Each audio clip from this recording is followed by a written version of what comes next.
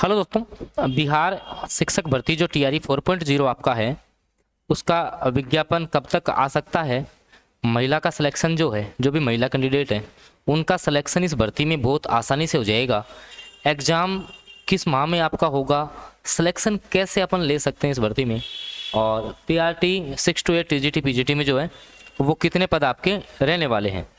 तो देखिए, सबसे पहले मैं आपको बता दूं, क्योंकि देखिए अब लगातार जो है आपने ये भी देख लिया होगा कि सर 7 दिन जो है 7 दिन का समय आपका रोस्टर के लिए मिला है। अब आप ये मत समझो कि रोस्टर आते ही आपकी जो भर्ती है वो आपकी आ जाएगी। अभी भर्ती में आपका समय लगेगा।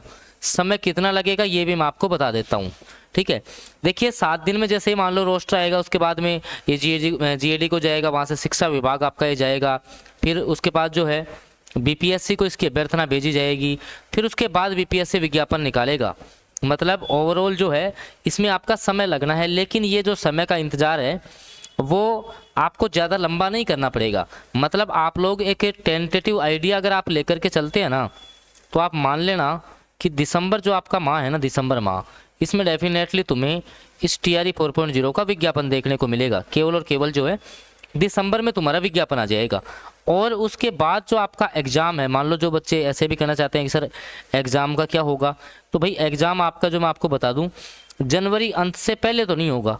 जनवरी अंत से पहले नहीं होगा, मतलब जनवरी एंड मान लो या फेब मान लो आप, फरवरी, बाकी आगे तो कितना भी ले जाना चाहिए, चाहे मार्च अप्रैल में ले जाएं, लेकिन एक आइडिया जो कहता है कि भाई जनवरी अंत या फरवरी से पहले आपका एग्ज़ाम जो है वो नहीं होने वाला है, ठीक है। दूसरा कि सर आपने बताया कि जैसे जो एस्टेट वाले बच्चे भी इसमें फॉर्म भरेंगे, तो इस एस्टेट जो हमने अभी दिया है उसका रिजल्ट कब तक आ जाएगा। तो जो एस्टेट वाले बच्चे हैं, आपका जो रिजल्ट है दोस्तों वो मान करके चलना कि जो आपका दिसंबर का फर्स्ट वीक या सेकंड वीक, मैक्सिमम संभावना फर्स्ट वीक की है कि फर्स्ट वीक में, दिसंबर के फर्स्ट वीक में आपका रिजल्ट आ जाएगा। या ज़्यादा डिले करेंगे तो सेकंड वीक तक ले जाएंगे, इससे ज़्यादा जो है ना वो तुम्हारा जो है एस्टेट का रिजल्ट ज़्यादा डिले नहीं होगा। दूसरा कि सर आपने बताया कि इसमें महिला का सिलेक्शन आसान है, ऐसा क्यों है। इस भर्ती में जो महिला का सिलेक्शन है ना टीआरई 4.0 में, वो आसान क्यों है, एक एक का बताऊंगा, पीआरटी 6 to 8 का, टीजीटी का, पीजीटी का। अब देखिए दोस्तों, इसके लिए जो है मैं आपको बता दूं कि जो भी आपकी महिला अभ्यर्थी हैं उनको सीधा सीधा लाभ है। वो इस कारण से है क्योंकि पहले क्या होता था कि जो अन्य राज्य की महिला थी, आपकी जो अन्य राज्य की महिला थी, उनको भी आरक्षण का लाभ दिया जाता था। अन्य राज्य की जो महिला थी उनको आरक्षण का लाभ मिल रहा था टीआरई 3 तक, लेकिन अब इसको हटा दिया है और यहाँ पर केवल और केवल जो जिनको आरक्षण मिलेगा वो हैं बिहार राज्य की महिलाएं।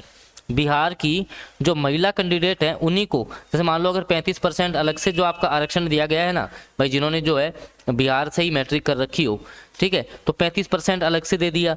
इस प्रकार से बिहार की महिला के लिए। और दूसरा ये कि हमेशा देखो जो कट ऑफ आपका हाई रह रहा था ना, जो भी आपका कट ऑफ अगर हाई जा रहा था, तो आप चाहे से पीछे का देखेंगे तो कट ऑफ हमेशा जो हाई गया है वो गया है यूआर कैटेगरी का, और यूआर में भी वो चला गया था आपका अन्य राज्य के जो विद्यार्थी हैं, इसके कारण से कट ऑफ बढ़ रहा था।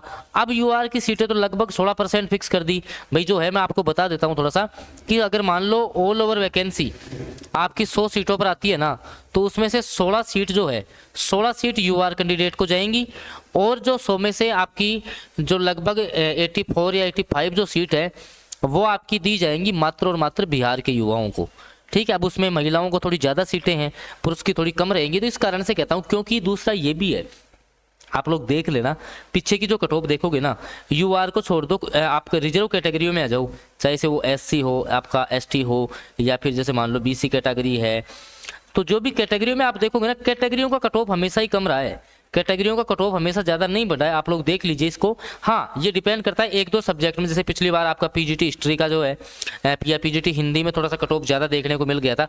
अभी करूँगा मैं सब्जेक्ट वाइज भी आपको बात बताऊँगा।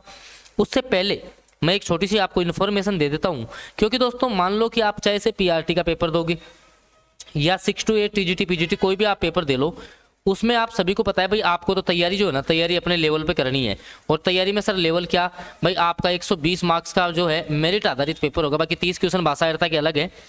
तो इन 120 में से मैक्सिमम आपको लाना है, ये होगा 40+80 के बेस पे, जिसमें 40% तुम्हारे जीके जीएस आना ही आना है और 80 नंबर आपके आने हैं सब्जेक्ट के। भाई सब्जेक्ट के 80 क्वेश्चन रहेंगे, जीके जीएस रहेगा 40 क्वेश्चन। तो ये जीके जीएस के लिए हमने एक प्लान डिजाइन किया है, पिछली बार भी काफ़ी सफलता रही थी इस प्लान में, कि जो जीके जीएस के 40% जो कॉमन पेपर है ना, उसके लिए जो है अगर आप 40 में से 40 का टारगेट रखना चाहते हैं और 40 में से लगभग मानो 30 प्लस का वादा हम आप लोग से करते हैं, अगर आप हमारा दिया गया कंटेंट जो है वो आप करके चले जाएंगे ना, तो 40 में से 30 से ज़्यादा % आप सही करके आ जाओगे और जॉब तुम्हारा हो जाएगा।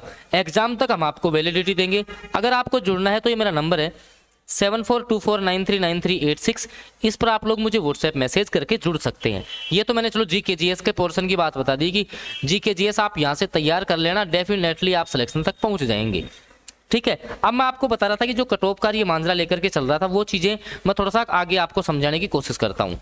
ठीक है, कट ऑफ का जो मांजरा था, मैंने आपको ये अपनी ऑल ओवर तैयारी जो भी एनसीईआरटी एससीईआरटी के माध्यम से करना चाहता है ना, वो इस बैच में जुड़ सकता है। ठीक है, अब आओ कि सबसे पहले मैं बता रहा हूँ पीजीटी वाले बच्चों को, जो 11-12 वाले बच्चे हैं। ठीक है भाई, आपके जो है ना, आपके एक जैसे सबसे अधिक जो कंपटीशन है, जो आपका सबसे, अगर मान लो सबसे अधिक कंपटीशन अगर कहीं है तो वो आपका सीएस में है, कंप्यूटर साइंस में है, क्योंकि यहाँ पर जो है योग्यता आपकी ऐसी रहेगी जिसके कारण से फॉर्म ज़्यादा पड़ेंगे, फॉर्म आपके ज़्यादा पड़ते हैं।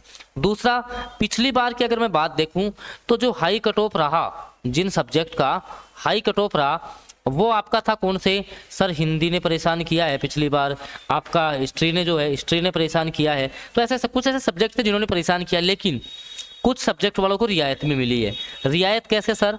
कि आप देखोगे ना, आपका साइकोलॉजी हो गया, ठीक है, आपका साइकोलॉजी है, इसके अलावा आपका फिजिक्स है, आपका केमिस्ट्री है, बॉटनी है, जूलॉजी है, ये ऐसे सब्जेक्ट रहे हैं भाई। यहाँ पर 40 से 42 नंबरों में भी सिलेक्शन हुआ है। फिजिक्स केमिस्ट्री में तो यूआर कैटेगरी की कट ऑफ जो है वो 40 नंबर थी। इंग्लिश की कट ऑफ काफ़ी कम रही है, इंग्लिश की। तो ये ऐसे भी सब्जेक्ट हैं जहाँ पर आपकी कट ऑफ कम जाती है, लेकिन अब की बार हल्के में नहीं लेना इनको भी। क्यों? क्योंकि अभी आपका रिसेंटली हुआ है एस्टेट, और एस्टेट के कारण से नए स्टूडेंट भी आ जाएंगे, न्यू स्टूडेंट भी आने हैं, तो थोड़ी सी तैयारी में एफर्ट लगाना पड़ेगा। सेम कहानी है टीजीटी की, जो 9-10 वाले बच्चे हैं ना, सेम भाई तुम्हें थोड़ा सा एफर्ट ज़्यादा लगाना पड़ेगा, क्योंकि अब नए बच्चे भी जुड़ जाएंगे जो एस्टेट दे करके आए हैं। हाँ, एक गुड न्यूज़ जो है वो 6 to 8 के लिए रह सकती है, क्योंकि 1 to 5 में और 6 to 8 में, 6 to 8 में चेंज नहीं है, क्योंकि 1 to 5 में तो चलो फिर भी NIOS का जो DLED किए हुए 18 माह वाले बच्चे, NIOS DLED भी आ जाएगा, लेकिन 6 to 8 में सीटेट जो फरवरी में होगा, ये नए बच्चे नहीं आ पाएंगे। सीटेट पीछे हुआ नहीं है, तो सीटेट के नए स्टूडेंट जो अपेयरिंग को मौका मिलेगा नहीं, तो ये नए बच्चे शामिल नहीं होंगे। तो एक 6 to 8 के लिए सुखद खबर है, लेकिन यहाँ थोड़ी सी सीटें आपकी कम रहेंगी। ठीक है, ये तो मैंने एक ऑल ओवर आपको आइडिया दिया है कि भाई जैसे मान लो, अब मैं आपको ये भी बताऊंगा कितनी क्या सीटें रह सकती हैं। तो जो बच्चा, देखो हम एक ग्रुप में तैयारी करवाते हैं, कोई बच्चा अगर सेल्फ स्टडी प्लान में जुड़ करके सिलेक्शन लेना चाहता है कि सर हमें सिलेक्शन निकालना है इस भर्ती में कैसे भी, 3500 से ज़्यादा बच्चों के सिलेक्शन हमने करवाए हैं, आप लोग भी जुड़ना चाहते हो तो ये 7424939386 वाला नंबर है, इस पर मुझे व्हाट्सएप मैसेज करना कि सर हम इस सब्जेक्ट से तैयारी करें, हमें कैसे जो है हम सिलेक्शन तक पहुँच सकते हैं, सारी रणनीति आपको मैं बता दूंगा यहाँ से।